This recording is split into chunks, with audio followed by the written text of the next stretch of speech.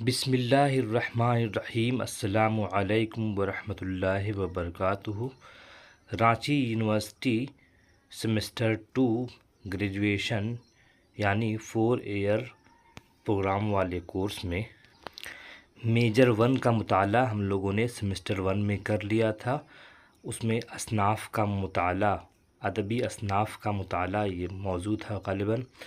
آج میجر 2 کے حوالے سے ہم لوگ سیمسٹر 2 میں حاضر ہوئے ہیں۔ اس کا موضوع ہے اردو مختصر افسانے کا مطالعہ۔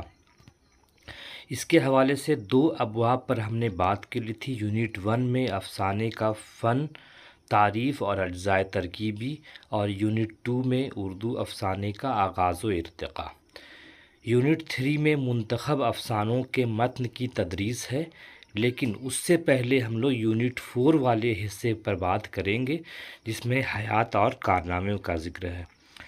جب ہم کسی فنکار کی حیات اور کارناموں پر بات کر لیتے ہیں تب ان کے افسانوں کو سمجھنے میں آسانی ہوتی ہے۔ اس میں آپ کے لیے 4 افسانے ہیں: چوتھی کا جوڑا، نیا قانون، لاجونتی اور الاؤ۔ چاروں افسانوں پر بات کریں گے، افسانہ نگاروں پر بات کریں گے، ان کی ادبی خدمات کے حوالے سے باتیں کریں گے، لیکن اس سے پہلے ہم لوگ یونٹ 4 پر آئیں گے اور حیات اور کارنامے والا حصہ کریں گے۔ پریم چند کا کوئی افسانہ نصاب میں شامل نہیں ہے، لیکن ان کی حیات کے حوالے سے ہم لوگوں کو پڑھنا ہے، لہٰذا آج کا جو موضوع ہوگا پریم چند کی مختصر سوانح ہوگی۔ ہم جانتے ہیں کہ پریم چند اردو کا پہلا باضابطہ افسانہ نگار ہے اور انہوں نے 20ویں صدی کی پہلی دہائی میں افسانے لکھنے کا آغاز کیا، اور ان کے افسانوں میں 2 طرح کا ہمیں رجحان دیکھنے کو ملتا ہے۔ پہلا جو حقیقت پسندی کا رجحان ہے وہ زیادہ تحریک نے اپنا لیا ہے، اڈاپٹ کر لیا ہے، اور وہ ترقی پسند تحریک کہلائی ہے۔ تو آئیے سب سے پہلے ہم پریم چند کی مختصر سوانح جانیں گے۔ پریم چند کا اصل نام دھنپت رائے ہے، لیکن انہیں گھر والے نواب رائے کے نام سے پکارتے ہیں۔ نواب رائے کا نام ان کا چچا کا دیا ہوا ہے۔ وہ وارانسی سے 6 کلومیٹر دور ایک گاؤں لمحی میں 31 جولائی 1880 عیسوی کو پیدا ہوئے۔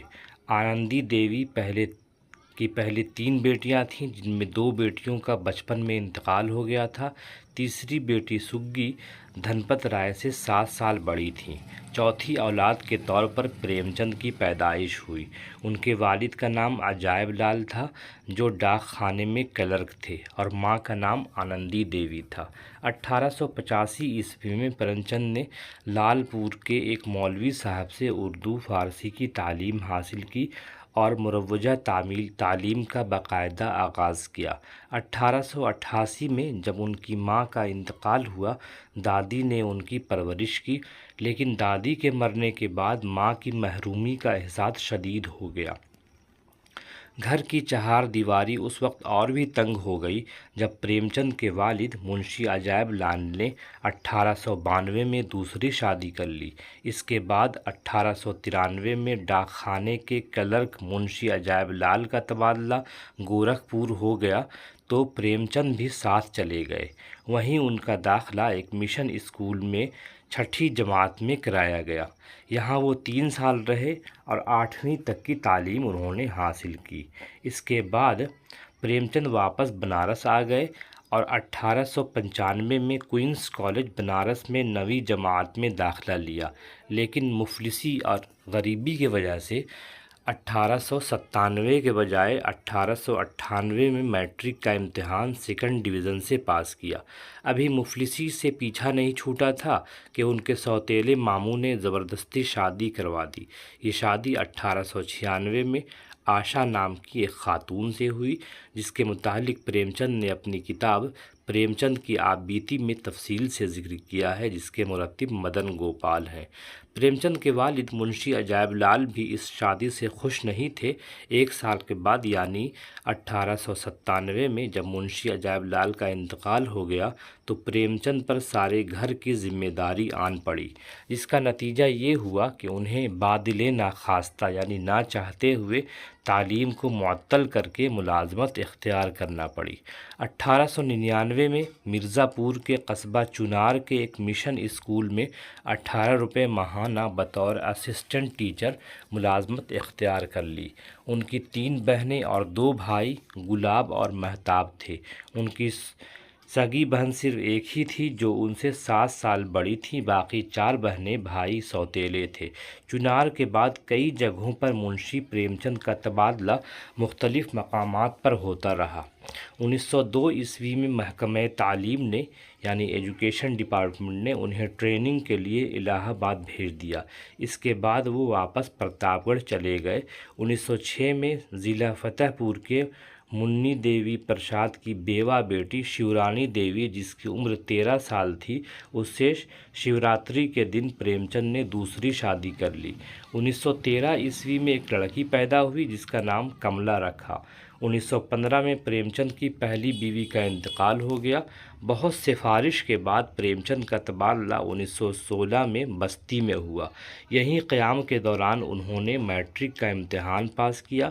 15 فروری 1921 کو گاندھی جی کی تحریک عدم تعاون کے سلسلے میں سرکاری ملازمت سے استعفیٰ دے دیا۔ 1922 میں فراق گورکھپوری کے اشتراک سے بنارس میں سرسوتی پریس قائم کیا۔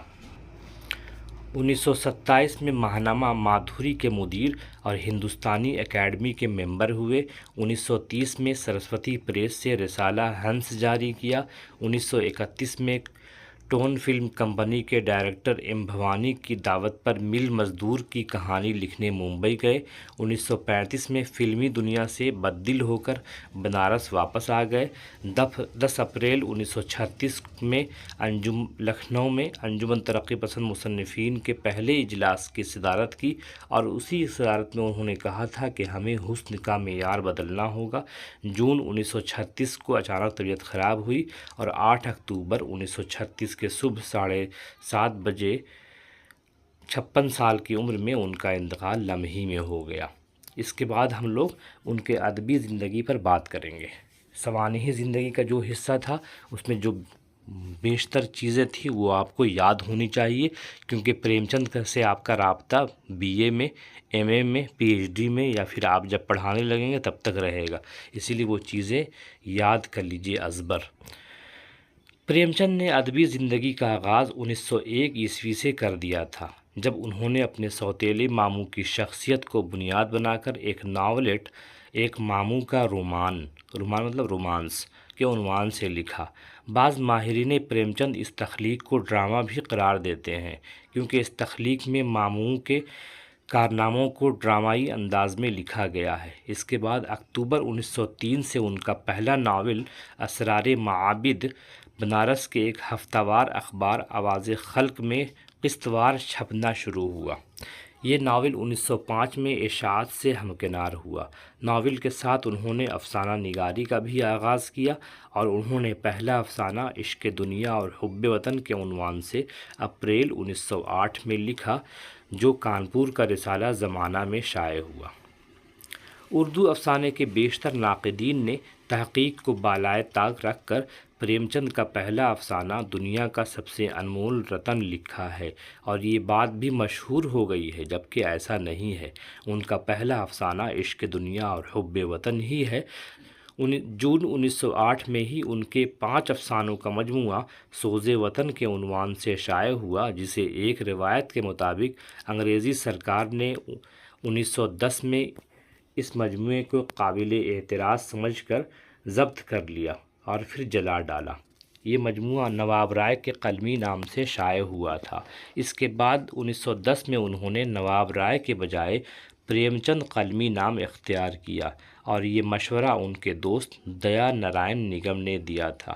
اس مجموعے میں 5 افسانے شامل ہیں، جن میں دنیا کا سب سے انمول رتن، شیخ مخمور، یہی میرا وطن ہے، صلہ ماتم، عشق دنیا اور حب وطن شامل ہیں۔ پریم چند کے نام سے پہلا افسانہ بڑے گھر کی بیٹی لکھا، جسے 1910 میں تحریر کیا گیا۔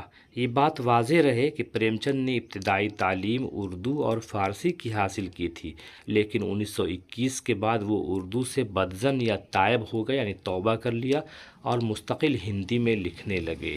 سب سے پہلے ہم افسانوی مجموعوں کی بات کرتے ہیں۔ ان کے کئی سارے افسانوی مجموعے ہیں، جو جیسے سوز وطن ہے، 1908 میں شائع ہوا، پریم بچیسی 1915، پریم بتیسی 1920، خاک پروانہ 1928، خواب و خیال 1928، فردوس خیال 1929، پریم چالیسی 1930، آخری تحفہ 1934، زاد راہ 1936، دودھ کی قیمت 1937، واردات 1937 وغیرہ۔ اس کے علاوہ ان کے ناولوں پر بات کریں گے تو یہ ناول بھی آپ یاد رکھیے، کبھی نہ کبھی کام آئے گا۔ اسرار معابد ہے، جس کا ہندی نام ہے دیوستھان رہسیہ، 1905 عیسوی۔ ہم خرما و ہم ثواب پریما کے نام سے ہندی میں شائع ہوا، 1907۔ کشنا 1908، جلوہ ارسار اردو میں، وردان ہندی میں 1912، بازار حسن اردو میں، سیوا سدن ہندی میں 1917، گوشہ عافیت اردو میں، پریماشرم 1920، نرملا 1921، چوگان ہستی 1924، پردہ مجاز 1925، بیوہ 1927، غبن 1932، میدان عمل 1937، گودان اردو میں، گودان ہندی میں 1936، آخری ناول منگل سوتر جو نامکمل ہے۔